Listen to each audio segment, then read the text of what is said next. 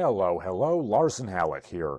Ladies and gentlemen, boys and girls, today is the day that we learn about the man, the myth, the golden god, Jason Blaha, a man for whom fitness comes naturally, a man who is practically the template of the most interesting man in the world, a man who stepped off the cover of a 1950s men's magazine, a man that we should all aspire to be, according to him. As usual, we will look at two perspectives, his own and others. First of all, I must ask, what sort of name is Blaha? Clearly, the ethnic ambiguity just makes him so much more mysterious and entrancing. And I thought the movie Never Back Down was stupid for naming its love interest Baja. Shows what I know. I'm not half the man, nay, I'm not a quarter of the man Jason Blaha is. Jason Blaha was drawn to physical culture as a young man. His father was a Green Beret officer who trained him in firearms use by the time he was 6 years old. Even to this day, Jason can hit headshots at 1,000 yards. A skill set that would become very useful to him in the future, but we'll get to that. He was the winner of several state bodybuilding competitions in his home state of Texas, where he got down to 5% body fat at a massive 240 pounds, pictures of which were all tragically lost in a house fire. Like magic, he manages to cut weight to a pro bodybuilding level, while also having a history of winning several eating contests. In addition to this, he mastered 2 styles of martial arts. Which styles? He doesn't say, as saying his styles will give his opponents tactical advantages.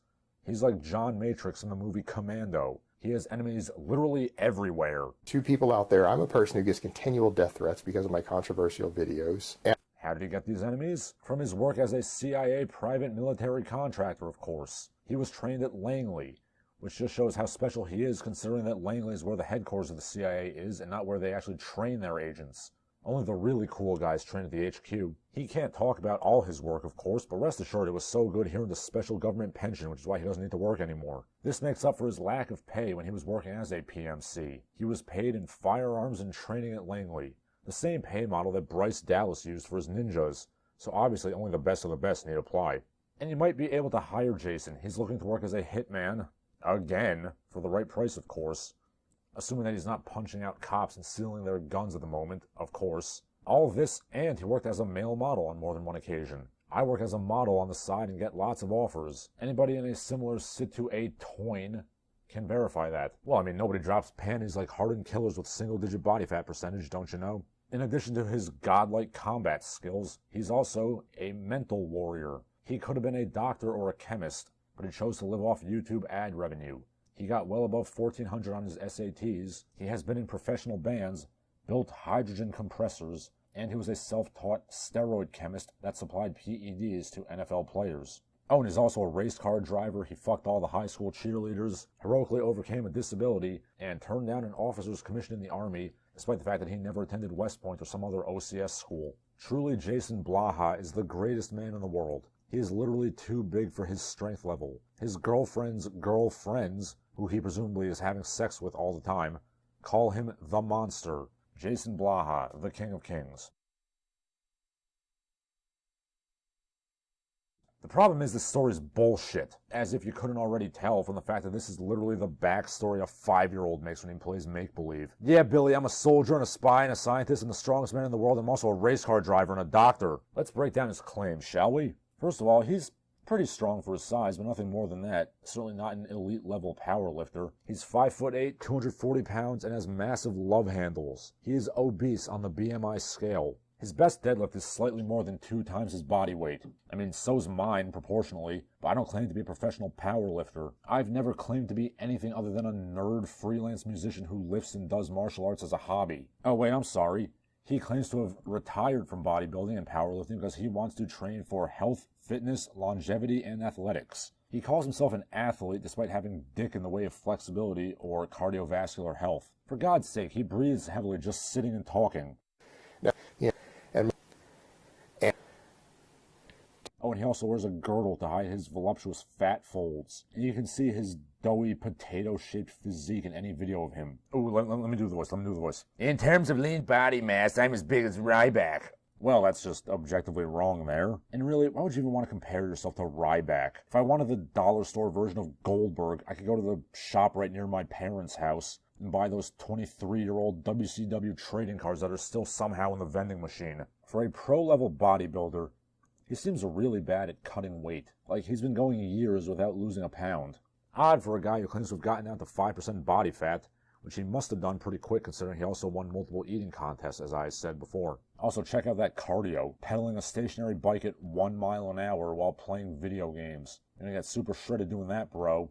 Not to brag, but I literally did get down to 6% body fat in the span of about 2 months in this past summer. And I'm not gonna lie, it sucked major, but I managed to do it, and I'm a pissant with a tiny YouTube channel. This dude literally has 25 times as many subscribers as me, and he hasn't been able to trim down in several years.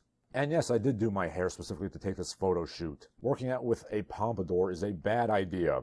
I also gave myself a thin veneer of oil because, hey, if it's good enough for Navy pilots, it's good enough for me, damn it. And yeah, in case Jason himself decides to criticize me, which I've heard is extremely likely, yes, Jason, I am much smaller than you. This cut-down picture of me is 175 pounds, and that's about as lean as I can get without getting into death camp survivor mode. My normal walk-around weight is about 185, and yeah, in terms of raw numbers, Jason, you're probably stronger than me. But that doesn't change the fact that in terms of percentages, I'm probably stronger than you, and I also, I'm not a stiff, immobile fat ass, and I can run a 5K without dying of a heart attack. Or hell, let's simplify that. I can run a mile without dying of a heart attack. I hear you breathing heavily as you sit and talk, Jason. You have no cardio health whatsoever. No, yeah, and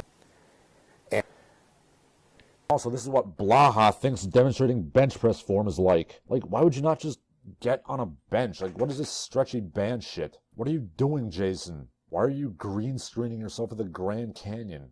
Are you so out of shape you can't lay on a bench? And then he photoshops himself again in a forest. Do you normally work out in the forest, Jason?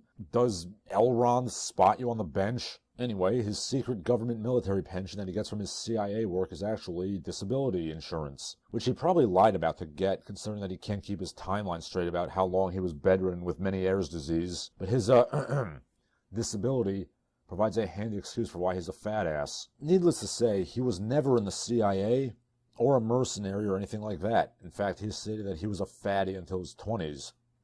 He still is a fatty, but this obviously contradicts his claims that he was scouted by the CIA out of high school. Because when I think of the ideal CIA recruit, I think of a teenage fat boy. But don't take my word for it. Listen to his father in this phone conversation with, Scottish Toonami Tom. Yeah, I don't know what the hell this voice filter is, but you can hear it okay. You would be a case of video evidence received about last week, which indicates that possibly around 10 to 15 years ago he was working as a mercenary or private security contractor under... Do what now?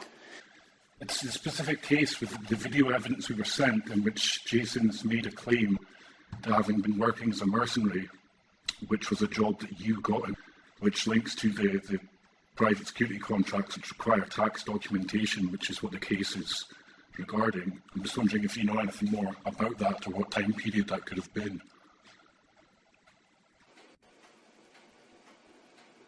I'm not sure. I mean, he worked for Cooper Energy Service, which is out of business now. And I take it this is a legitimate private security company as opposed to what he deemed to be mercenary work, as he put it.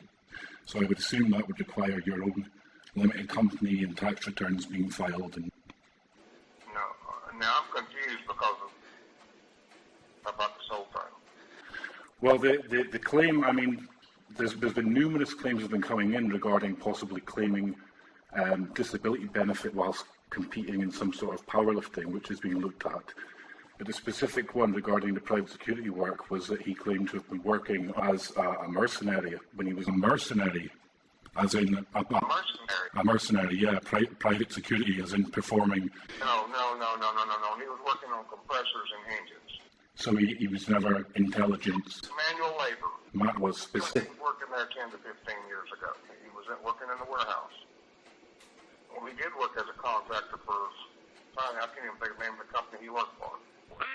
There are also no pictures of him working as a quote-unquote mercenary. Now, bear in mind, there are pictures of him dressed as a wizard and standing outside of a toy store like the idiot man-child that he is. But why is there no proof of his mercenary work? Confronted with these accusations of, I guess you could call it stolen valor, although I would question the valor of being a mercenary, Jason dug up a mysterious man named Coppertop, who verified his claims.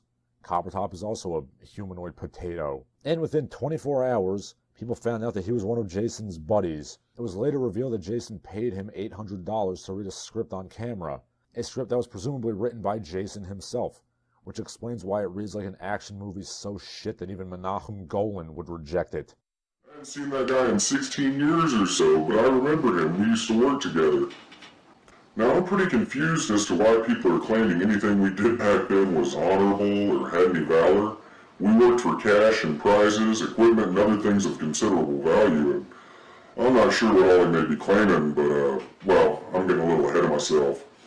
Back up to the late 90s, when I was contracting with the SAD and worked a few jobs with this kid, I'll never forget coming back from a job and out of nowhere breaking a 15-minute silence.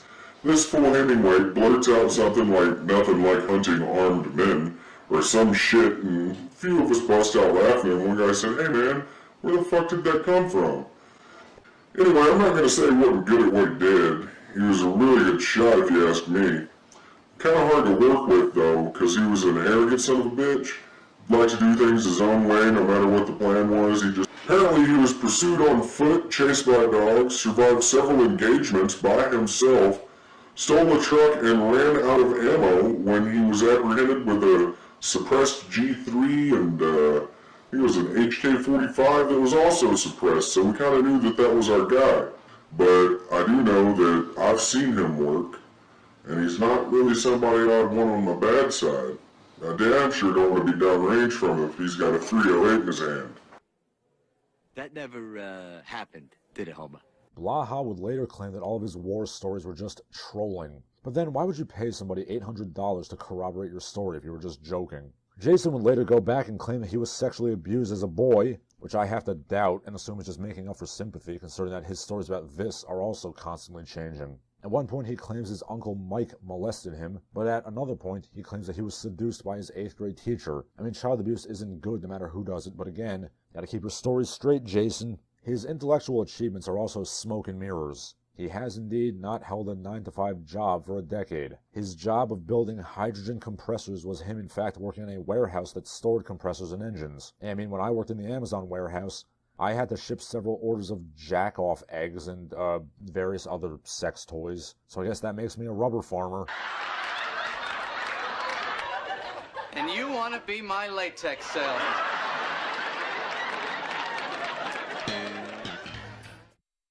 Jason then quit his job to play World of Warcraft for 10 hours a day, living off his first wife who was a nurse. Needless to say, that got him thrown out of the house eventually. Want more proof of his intellectual superiority? For years, he was a registered user on David Icke's forums. He is full in on that reptilian theory. Not only that, he at one point claimed to be a reptilian. Now, I don't understand that. Like, why would you give yourself up to your human chattel? Are you really so desperate for any attention that you claim to be a lizard man from the Draco constellation?